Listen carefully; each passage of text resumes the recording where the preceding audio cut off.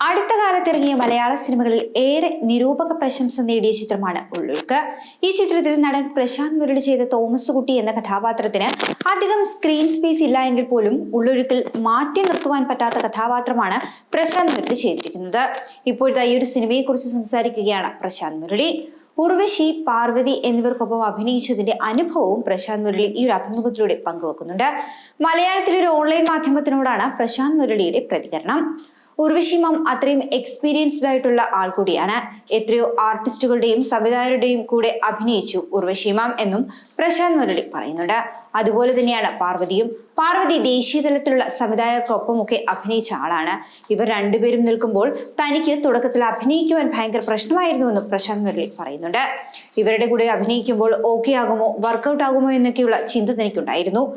കല്യാണം കഴിഞ്ഞിട്ടുള്ള bedroom sequence എടുത്തപ്പോൾ തനിക്ക് ചെറിയൊരു പ്രശ്നം പോലെ തോന്നി.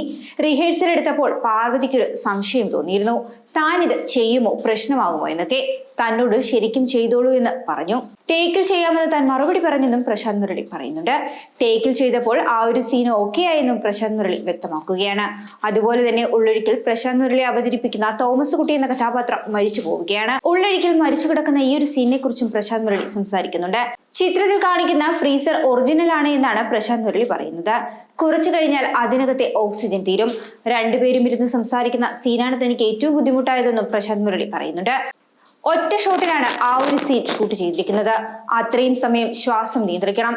അതിനപ്പുറം ചിത്രീകരണത്തിനിടെ തനിക്ക് ബുദ്ധിമുട്ടുകളൊന്നും തന്നെ ഉണ്ടായിട്ടില്ല എന്നും പ്രശാന്ത് മുരളി പറയുന്നു.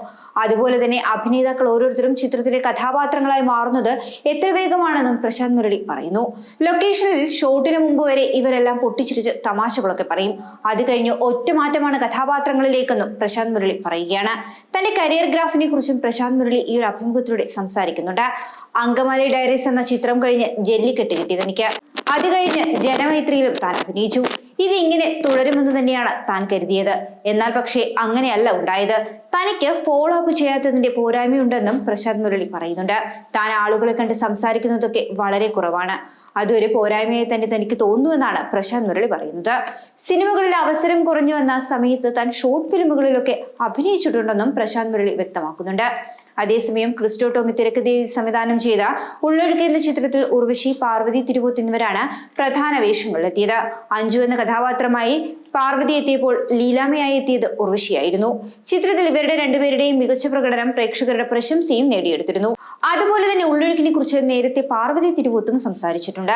ചിത്രത്തിന്റെ തിരക്കഥ വായിച്ചപ്പോൾ ആദ്യം താൻ ഈ ഒരു ചിത്രം റിജക്ട് ചെയ്യുകയാണ് ഉണ്ടായതെന്നാണ് പാർവതി തിരുവോത്ത് മുൻപ് പറഞ്ഞിരുന്നത്. അത്രയും ഡാർക്കായ ഒരു കഥയിലേക്ക് ചെല്ലുവാൻ തനിക്ക് തോന്നിയിരുന്നില്ല എന്നും നടി പറഞ്ഞു. തന്നോട് കഥവെന്ന് പറഞ്ഞപ്പോൾ മറ്റാരെങ്കിലും വെച്ച് ഈ ഒരു കഥാപാത്രം ചെയ്യുവാൻ താൻ പറഞ്ഞതുമാണ്. എന്നാൽ പക്ഷേ വീണ്ടും അഞ്ജുവിനെ അവതരിപ്പിക്കുവാൻ തന്നെ സമീപിക്കുകയായിരുന്നുവെന്നാണ് പാർവതി വ്യക്തമാക്കിയത്.